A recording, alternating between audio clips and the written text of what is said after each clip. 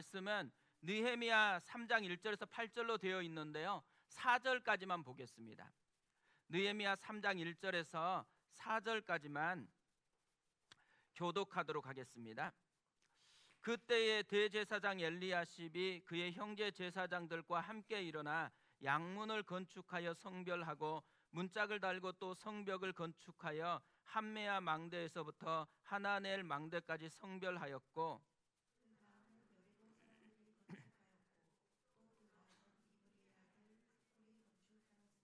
어문은 하스나의 자손들이 건축하여 그 들보를 얹고 문짝을 달고 자물쇠와 빗장을 갖추었고,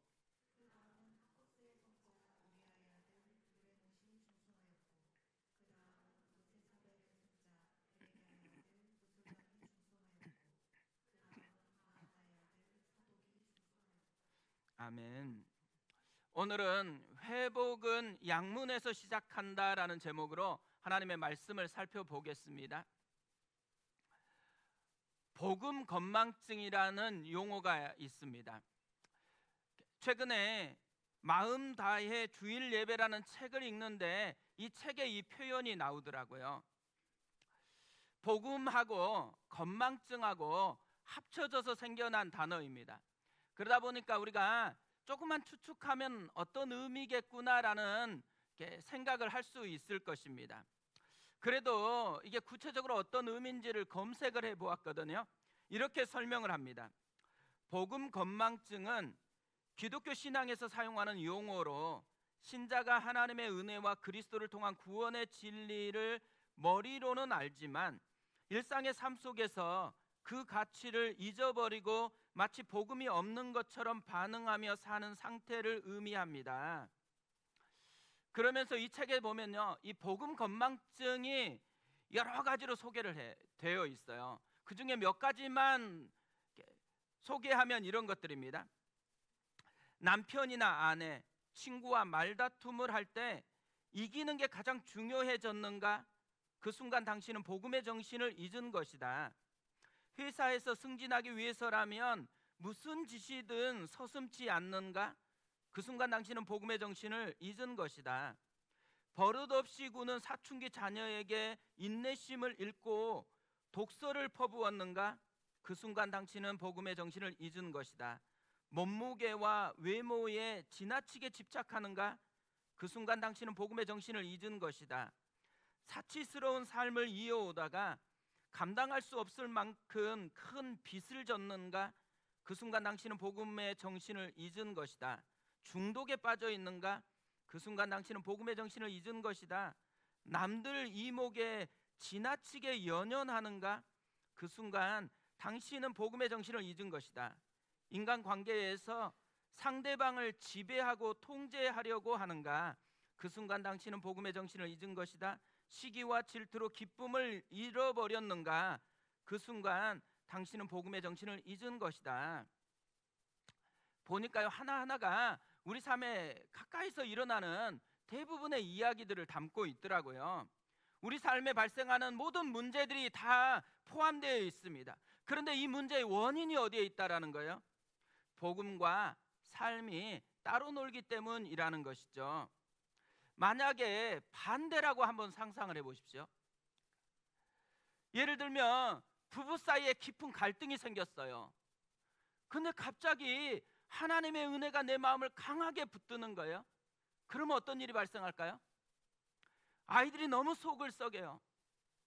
너무 마음이 상하는데 그 순간에 복음이 내 심령을 강탈을 하는 거예요. 그러면서 하나님의 은혜가 나를 사로잡았어요. 그러면 어떤 일이 발생할까요? 아마 이전하고는 전혀 다른 반응이 우리 가운데 일어날 것입니다. 이 복음이라는 말 대신에요, 신앙이라는 말을 대입해도 좋을 것 같습니다. 우리 삶에 신앙과 삶이 따로 놀기 시작하면 우리는 아무런 변화나 능력이 나타나지 않는 채로 살아간다라는 거예요. 그래서 어떤 사람은 이렇게 얘기하잖아요. 예배 드리고 와서는 왜 그래? 이럴 때가 있잖아요. 아니 권사가 됐고, 아니 순장이 됐고, 교사인데 왜 그렇게 살아? 왜 그래요?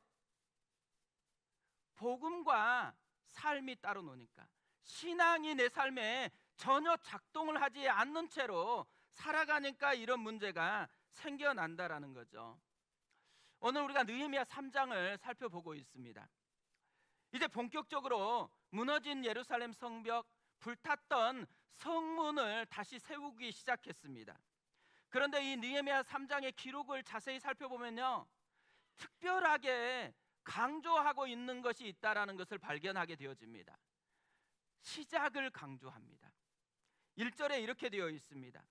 그때에 대제사장 엘리야십이 그의 형제 제사장들과 함께 일어나 양문을 건축하여 성별하고 문짝을 달고 또 성벽을 건축하여 한메아 망대에서부터 하나넬 망대까지 성별하였고, 누가 시작하고 있는지, 어디에서 시작하고 있는지 이것을 강조하고 있는 거예요.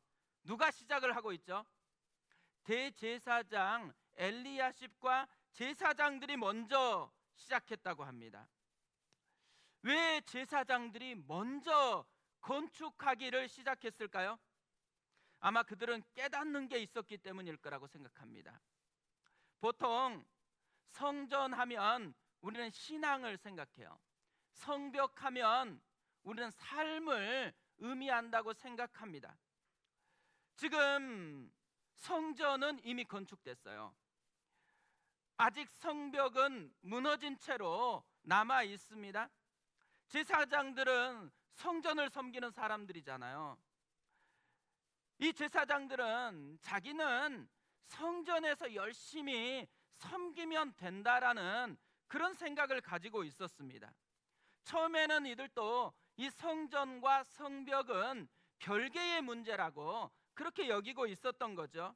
그런데 느헤미야를 통해 선포된 하나님의 말씀을 들어보면서 이들이 깨닫게 되어진 게 있었다라는 거예요. 성전과 성벽은 별개의 것이 아니다라는 거예요. 그러니까 신앙과 삶은 관계가 있다라는 것을 깨닫기 시작했습니다. 제사장들은 삶이 무너진 것은 신앙과 삶이 따로 놀았기 때문이다라는 것, 그래서 신앙을 삶에 연결시키는 것까지 해야 되는 게 자신들의 사명이다라는 것을 깨닫기 시작했다라는 거죠. 그래서 성전만 섬기는 것이 아니고 무너진 성벽을 재건하는 일까지도 자신들의 일이다라는 것을 깨달았어요. 그래서 가장 먼저 이들이 일어나서 성벽을 건축하기 시작한 것입니다. 또 하나, 시작하는 장소를 강조하고 있습니다. 어디서 시작을 하죠? 양문에서 시작한다고 이야기를 합니다. 예루살렘 성벽에는 문들이 많았습니다. 10개 정도의 문들이 있었습니다. 그런데 이 문들을 보면 독특한 역할들이 다 있었어요. 그래서 이 독특한 역할을 문의 이름에 포함시켰습니다. 어문이라는 문이 있어요. 어문은 무슨 문일까요? 물고기 어자요. 물고기를 이렇게 실어 나르는 그런 문이라는 거예요. 그래서 이 어문 안쪽에 보면 어시장이 열려 있었습니다. 분문이라는 문이 있어요. 분문은 무슨 문일까요? 똥문입니다. 똥문. 우리 안에 발생하는 모든 지저분한 것들을 그 문을 통해서 처리를 했기 때문에 그런 것이죠. 양문, 무슨 의미일까요? 제사에 사용되는 양들이 오고 가는 문이었다라는 것이죠. 양문 바로 앞에는 성전이 있었습니다. 양문은 제사를 상징한다라는 것을 알 수 있는 것이죠. 그런데 이 성벽을 건축하는데요, 양문에서 시작하잖아요.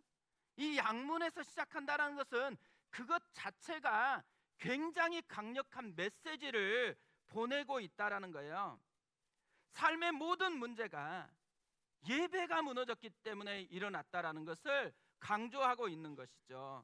따라서 삶의 회복은 무너진 예배를 회복하는 데부터 시작한다라는 것을 알려주는 것입니다. 부부 문제가 생겨요.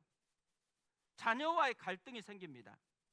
또 직장에서 여러 문제가 생겨요. 그럼 우리는 보통 이런 문제들은 예배와 그닥 그렇게 상관이 없다라고 생각하는 경향이 많이 있어요. 그런데 그렇지 않다라는 거예요. 이런 많은 문제가 생겨나는 가장 큰 핵심은 뭐냐면 예배가 무너졌기 때문에, 예배 속에서 하나님의 은혜를 힘입고 그분의 능력을 힘입어야지만 문제를 컨트롤할 수 있는 능력이 작동하는데, 이 능력을 공급받지 못하니까 문제가 내 삶을 여전히 지배하도록 방치해버리고 있다라는 것이죠. 그렇기 때문에요, 예배가 무엇보다 소중하다, 이것을 다시 한번 강조하고 있다라는 거죠. 그런데 여기서만 예배를 그렇게 강조하는 거 아니에요.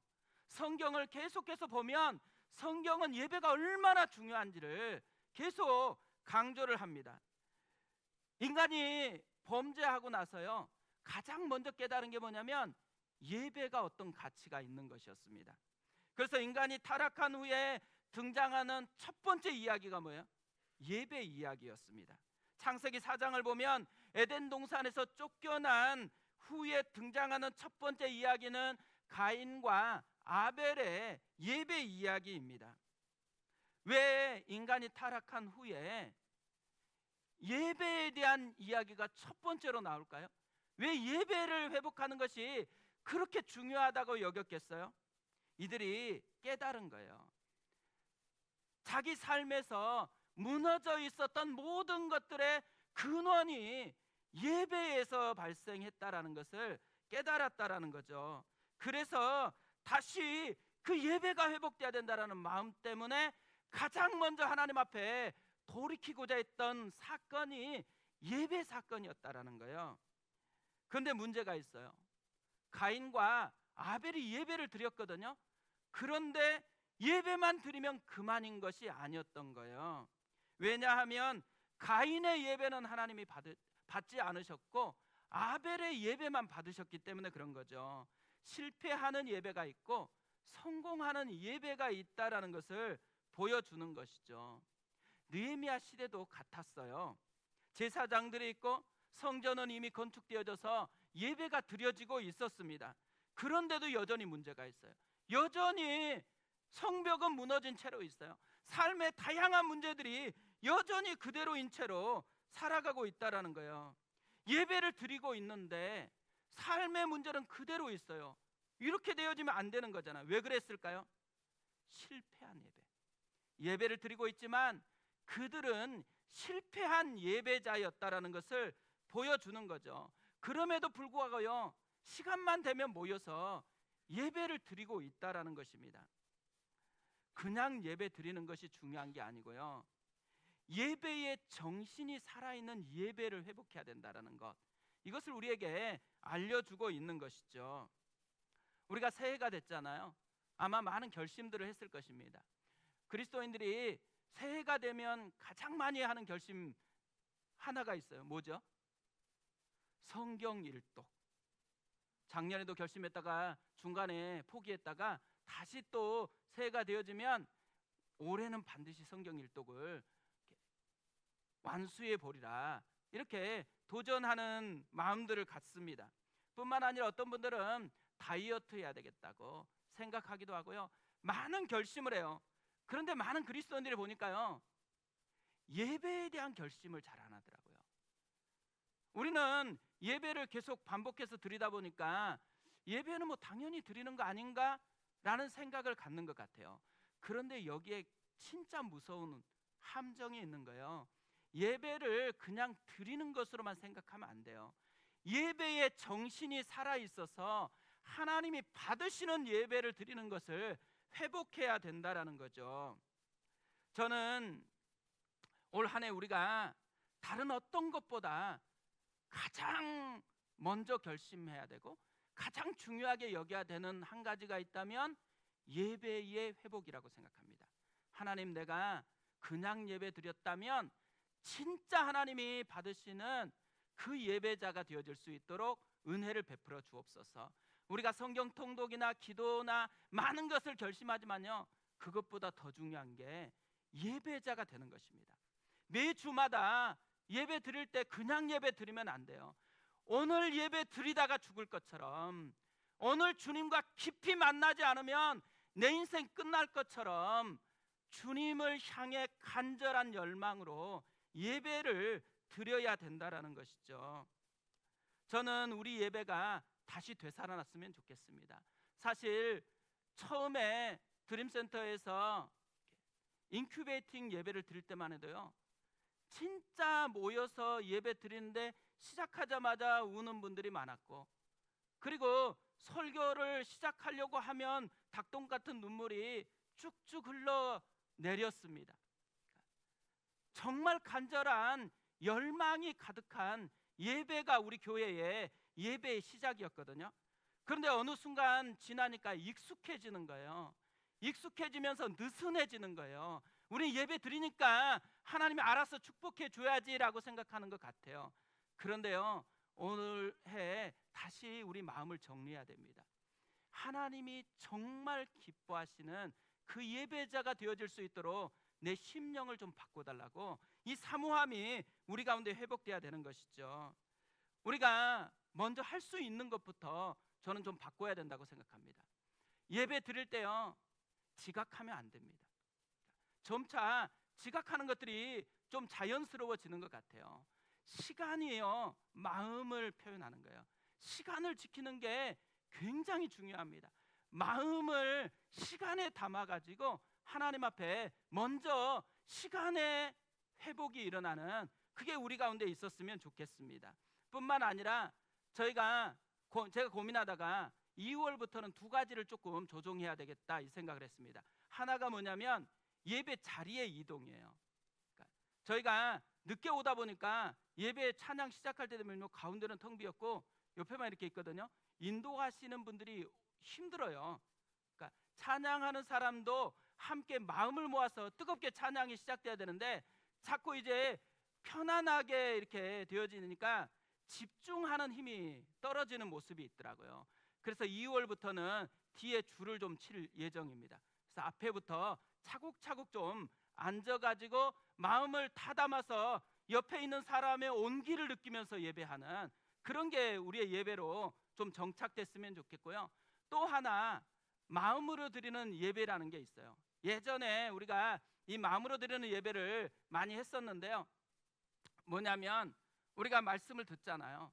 말씀을 듣는데 나에게 하나님 주시는 마음이 있잖아요. 그것을 정리해서 제출하는 거예요. 그러면 그 정리된 것을 저희가 광고 뒤에 이제 한 사람 한 사람이 어떤 은혜를 받았는지를 또 나누게 되어질 것입니다. 그래서 2월부터는 다시 이 마음으로 드리는 예배를 좀 회복해야 되겠다 생각합니다. 왜냐하면요, 예배가 마음을 담고 말씀에 귀를 기울이면 분명히 내 삶에 영향을 미쳐요. 이렇게 좋은 것을 그냥 낭비하면 안 되겠다 싶어서 다시 2월부터는 마음으로 드리는 예배를 회복해야 되겠다고 생각을 했습니다. 그런데 이런 거 회복하는 것은 쉬워요. 근데 진짜 어려운 게 뭐예요?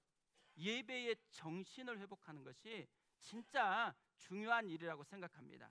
오늘 말씀을 보면요, 우리가 회복해야 되는 예배 정신이 뭔지 두 가지로 우리에게 보여주고 있다고 생각합니다. 하나는 양문의 정신이고요, 하나는 성별의 정신입니다. 먼저 우리가 회복해야 되는 것 한 가지가 양문의 정신을 회복해야 된다라는 거예요. 우리가 이 양문의 정신, 이게 뭘 의미하는 것이겠어요? 예수님을 의지하는 예배자가 되는 거예요. 요한복음 10장 7절에서 예수님이 이렇게 말씀합니다. 그러므로 예수께서 다시 이르시되 내가 진실로 진실로 너희에게 말하노니 나는 양의 문이라. 예수님이 자기를 누구라고 소개해요? 양의 문. 양문이 자기라고 그렇게 소개를 하고 있는 거예요. 그뿐만 아니라 세례 요한은 예수님이 자기에게 나오는 것을 보고 이렇게 소개를 했습니다. 이튿날 요한이 예수께서 자기에게 나오심을 보고 이르되 보라, 세상 죄를 지고 가는 하나님의 어린 양이로다. 세상 죄를 지고 가는 하나님의 어린 양, 우리 죄를 대신해서 제물 되어 주시는 그분이 예수님이다라고 이야기하는 거죠. 구약에 있는 예배를 예수님은 자기에게 적용하고 있는 것이죠. 구약의 예배는요, 지금 우리 예배과는 완전히 달랐습니다. 어린 양을 가지고 와서 제사를 드렸죠. 먼저 예배당에 흠없는 어린 양을 가지고 옵니다. 그리고 제사장에게 이게 통과가 되어지면 이제는 머리에다가 안수를 하면서 기도를 하는 거예요. 무슨 내용으로 기도할까요? 자기의 죄를 하나하나 아뢰는 거예요. 그리고 양을 죽여요. 누가 양을 죽였을까요? 제사장이 죽인 게 아니고 가지고 온 사람이 죽였습니다. 그러면 제사장은 그 목을 따서 피를 받아가지고 제단에다가 뿌렸습니다. 그리고 난 후에 이 죽은 양의 가죽을 벗기고 각을 뜨는 일을 해요. 이건 누가 했을까요? 제사장이 아니고 우리가 하는 거예요. 가지고 온 사람이 하는 것이죠. 그러면 제사장이 이 고기를 제단에 올려놓고 불을 태우는 것이 제사였어요. 이것은 무엇을 의미해요? 우리의 죄가 양에게 넘어가서 그 흠없었던 양이 죄덩어리 양으로 바뀌어진다라는 거예요. 그리고 양의 그 흠없었던 것이 우리의 것이 되어진다라는 거죠. 이것이 구약 예배의 정신이었어요. 근데 신약에서는 바뀌죠. 제물이 바뀝니다. 양 대신에 예수님이 제물이 되어져요. 그리고 또 장소와 방식도 바뀌어져요. 성전이 아니고 골고다 언덕의 십자가, 그곳이 장소가 되어지죠. 그리고 그 십자가에서 죽으신 예수 그리스도가 우리의 제물이 돼서 우리의 죄를 대신하는 이 역사가 신약의 예배의 모습이라는 거예요. 그러니까 양문이 알려주는 예배의 정신이 뭐라는 거예요?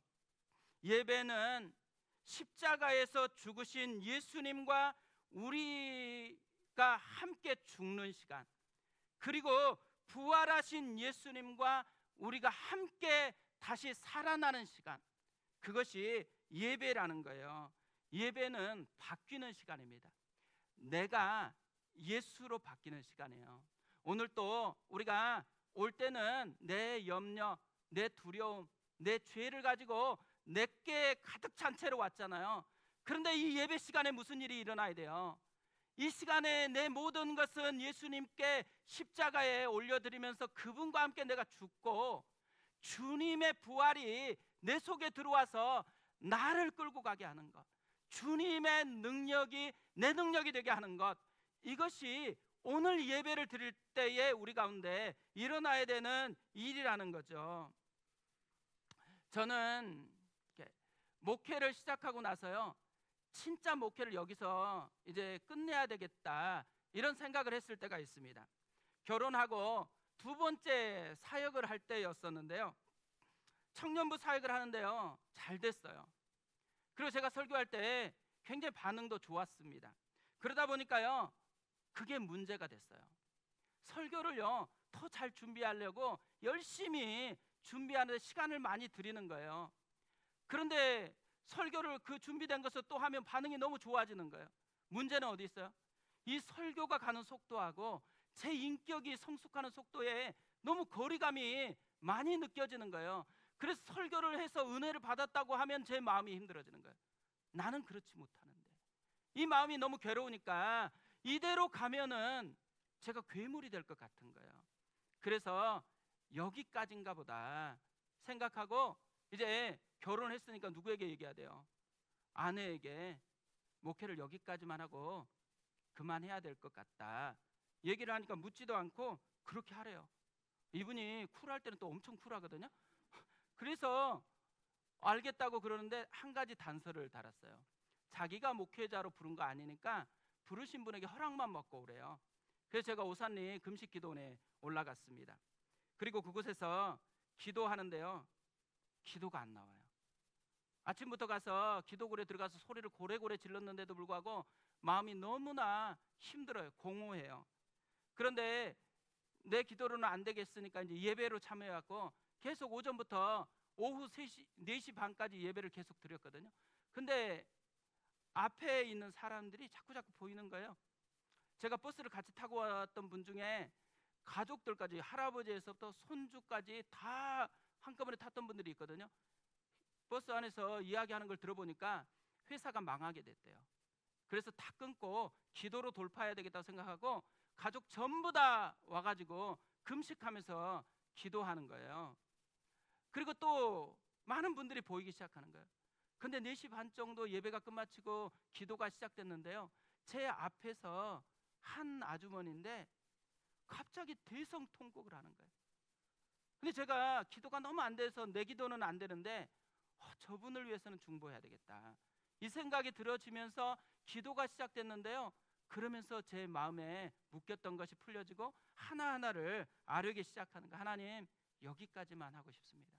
제 추함이 이 도저히 주님의 거룩함을 담을 수가 없습니다.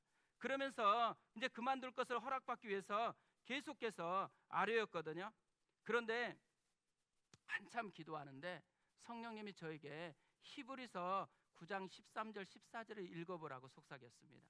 그래서 기도를 멈추고 성경을 펴서 히브리서 9장 13절 14절을 읽었거든요. 이렇게 되어 있습니다.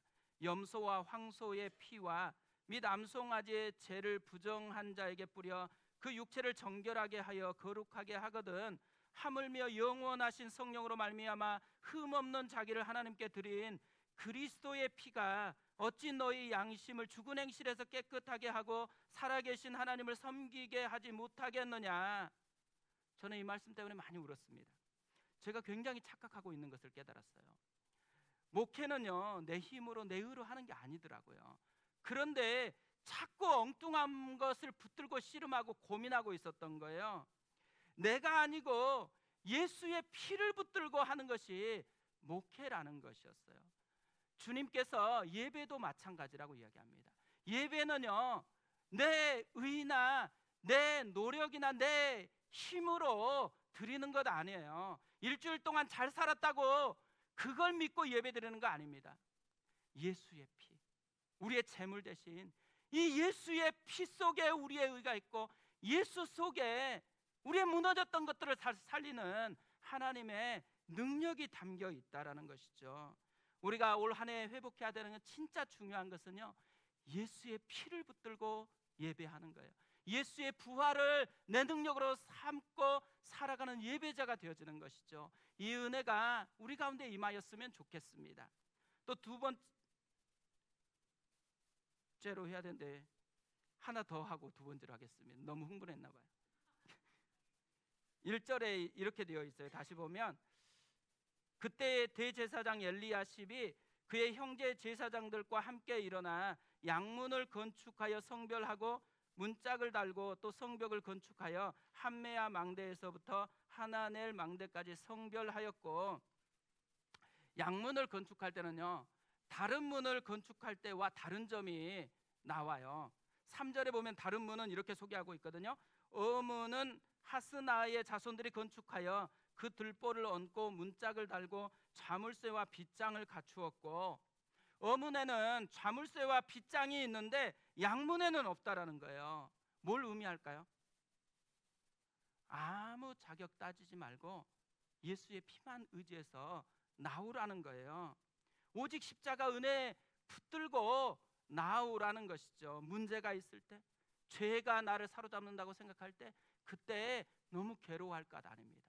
예수의 피가 우리의 괴로움보다 더 커요. 예수의 보혈이 우리의 문제보다 훨씬 크다라는 거예요. 그래서 예수의 피가 있으니까 아무 걱정하지 말고 그 피 의지해서 담대히 나오라는 것이죠. 예배의 회복은 자기를 부인하고 예수를 붙드는 것에서 시작되어진다라는 거죠.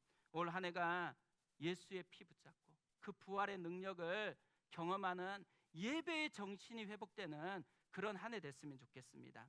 두 번째로요, 예배를 회복하기 위해서 해야 되는 성별의 정신, 이걸 다시 회복하는 것입니다. 다른 건물들을 건축할 때는 없는데 양문을 건축할 때만 등장하는 표현이 하나 나옵니다. 1절에 다시 보면요, 성별하고 성별하였고 이렇게 얘기합니다. 양문을 건축하고 성별하였대요. 그리고 그 옆에 있는 망대들을 짓고 성별하였다라고 이야기를 합니다. 성별하다라는 말은 어근으로 하면 카도시라는 히브리어거든요. 거룩하다, 정결하다 이런 뜻입니다. 양문을 짓고 성별했어요. 망대를 짓고 성별합니다. 뭘 상징하겠어요? 앞으로 지어질 모든 건물들은 다 성별할 것이다라는 것을 이야기해 주고 있는 것이죠. 뭘 이야기하고 싶은 걸까요? 예배는 예배당 안에서 끝마치는 것이 아니고 삶으로 연결돼서 거룩함이 드러나게 하는 데까지가 예배라는 것을 알려주고 있는 것이죠. 하나님 한 분만이 거룩한 분이십니다. 그런데 구약을 보면요, 하나님이 거룩하게 하는 것들이 나와요. 제사장, 그리고 성전에 쓰는 물건들, 또 시간, 안식일을 성일이라고 이야기를 합니다. 거룩한 장소, 성막, 성전이 나오죠. 또 거룩한 땅이라고 이야기합니다. 주님의 임재가 머무르면 그냥 땅이 거룩한 땅으로 바뀌어진다라고 이야기하죠. 이런 거룩함이 일어나는 것을 보면 하나님이 인간인데도 또 보잘것없는 것인데도 불구하고 거룩함으로 빚어내는 역사가 있다라는 거잖아요. 근데 구약에 보면요, 평범한 것을 거룩함으로 바꾸는 절차를 우리에게 알려줍니다. 기름 부음이에요. 거룩한 기름을 만들고 그 기름을 부으면, 닿으면 그것이 거룩해 되어지는 역사가 일어난다라고 이야기를 하는 거예요. 보통 사람이 터치하면 부정해져요. 더러워져요. 그런데 기름을 바르면 거룩해진다라고 이야기를 하는 거예요. 출애굽기 30장 25절부터 30절까지 이것을 우리에게 알려줍니다. 그것으로 거룩한 관유를 만들되 향을 제조하는 법대로 향 기름을 만들지니 그것이 거룩한 관유가 될지라. 너는 그것을 회막과 증거궤에 바르고 상과 그 모든 기구며 등잔대와 그 기구이며 분향단과 및 번제단과 그 모든 기구와 물두멍과 그 받침에 발라 그것들을 지극히 거룩한 것으로 구별하라. 이것에 접촉하는 것은 모두 거룩하리라. 너는 아론과 그의 아들들에게 기름을 발라 그들을 거룩하게 하고 그들이 내게 제사장 직분을 행하게 하고. 여기서 기름은 뭘 의미하겠어요? 성령님을 의미하는 것이죠. 상이나 등잔대나 사람 다 원래는 평범해요. 그런데 성령의 기름 부음이 임하면, 성령의 터치가 임하면 그 순간에 변화가 일어나는 거예요. 거룩한 물건으로, 거룩한 사람으로, 거룩한 시간으로, 거룩한 장소로 변화가 일어난다라는 것이죠. 사실 우리는 삶을 살아갈 때 대부분 평범한 것들과 더불어 살아간다고 생각합니다. 우리 일상, 우리가 하루 살아가는 만나는 모든 것들은 다 평범한 것들이잖아요. 그런데 이 평범한 것이 거룩해질 수가 있다는 거예요. 우리의 시간이 거룩해질 수 있고, 우리가 만지는 것이 거룩해질 수 있고, 우리가 키우는 아이들이 거룩해질 수 있고, 모든 거룩함이 임할 수 있대요. 어느 때? 성령의 만지심이 역사할 때 거룩해진다라고 이야기를 하는 거죠. 저는 이걸 보면서 염색이 생각났습니다. 색깔이 물들게 하면 그 물든 색깔로 변화가 되어지는 것이잖아요. 우리의 삶이 하나님의 성령의 색깔로 바뀌어질 수 있다는 거예요. 우리의 삶이 하나님의 은혜의 색깔로 물들 수 있다는 것, 이것을 오늘 우리에게 보여주고 있는 것이죠. 어제 청소년부 찬양팀이 수련회를 준비하면서 오전부터 저녁까지 진짜 열심히 모여서 연습을 하더라고요. 다 끝마치고 지호 선생님하고 필연 선생님을 제가 태워서 갔거든요. 차에서 지호 선생님이 묻는 거예요. 신앙이 무기가 되는 삶, 올해 이렇게 표를 만들었는데 저게 어떻게 해서 나왔는지 궁금한가 봐요. 그래서 물었습니다. 그래서 제가 답을 해 주었어요. 사실 신앙이 무기가 되는 삶은요, 철학은 어떻게 삶의 무기가 되는가, 이 책을 통해서 이렇게 만들어진 말이거든요. 이 책은 저자가 대학에서 철학을 전공했고 대학원에서는 미학 미술사를 전공했어요. 근데 직업이 뭐냐면 기업 경영 컨설턴트였어요. 그러다 보니까 사람들이 경영을 전공하지 않았는데 힘들지 않냐 자꾸 물어본다고 합니다. 그런데요, 오히려 반대래요. 왜냐하면 이 철학적 사고법이요, 눈앞에 있는 현상들과 연결이 되어지면 본질을 꿰뚫고 최적의 솔루션을 알게 만들기 때문이라고 이야기합니다. 그래서 철학이 삶과 연결되니까 오히려 강력한 무기가 됐다, 이걸 알려주는 책이거든요. 근데 저는 이것을 보면서요, 신앙이 진짜 삶을 바꾸는 능력이고 무기다라는 게 계속해서 생각이 나는 거예요. 예전에 신앙의 선배들을 보면요, 다른 건 몰라도 신앙이 진짜 무기로 작동했다라는 것을 알게 됩니다. 저희 장모님을 보면요, 이게 진짜 생생하거든요. 우리 가족 중에 이제 문제가 생기면 장모님께 전화를 해서 알려요. 그러면 장모님은 그것을 듣고서는 기도원에 올라갑니다. 금식을 하면서 계속 응답될 때까지 기도해요. 그리고 내려와서는 다시 얘기해 주는 거예요. 염려하지 말라고, 하나님이 인도하실 거라고. 근데 놀라운 것은요, 그 기도대로 응답대로 다 이루어지는 거예요. 우리는 문제가 생기면 염려하고 불안한 데 익숙한데요, 그런데 장모님을 보니까 문제를 기도로 연결시키는데 익숙하더라고요.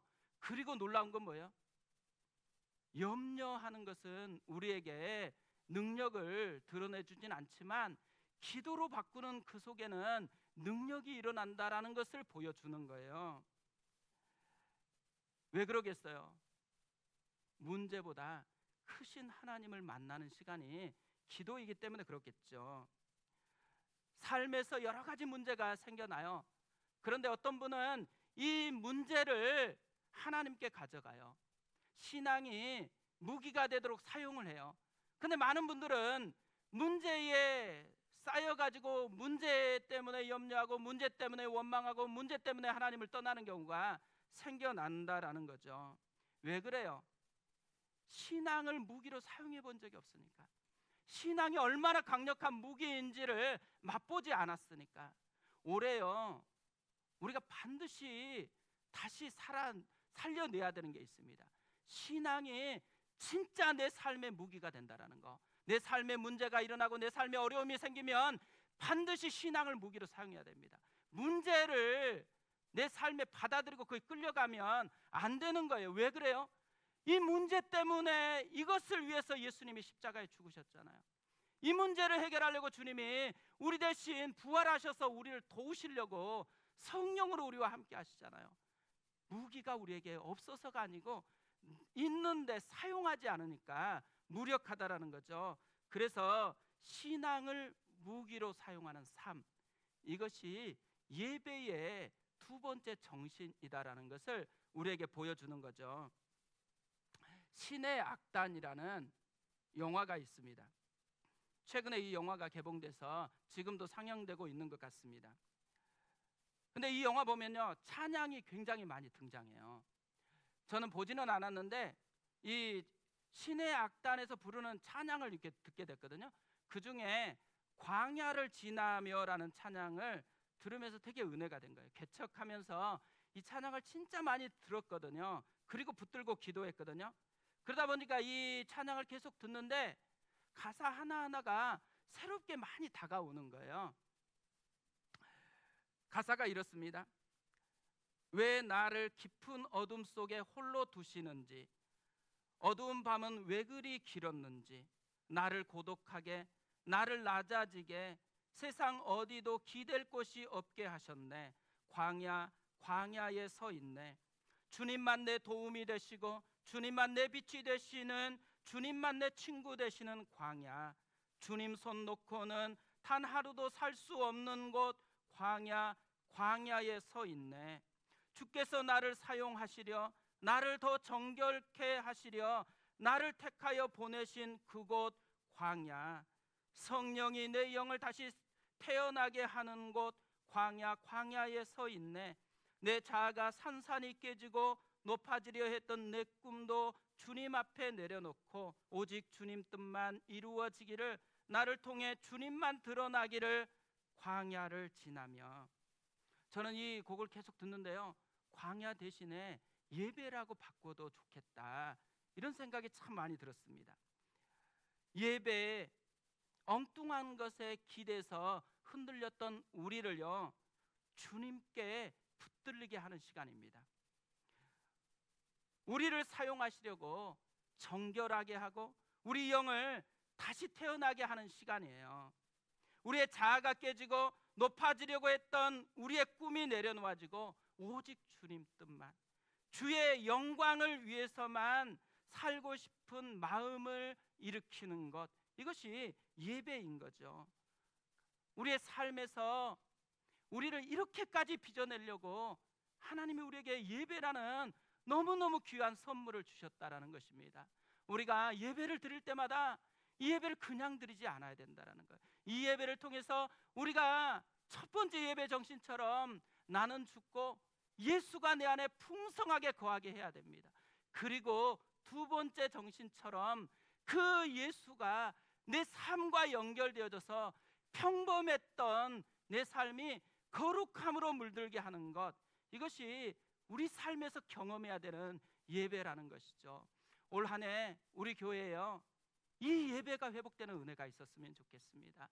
우리가 이 예배가 회복될 수 있도록 간절히 사모하고 간절히 기도함으로 하나님 앞에 나아갔으면 좋겠습니다.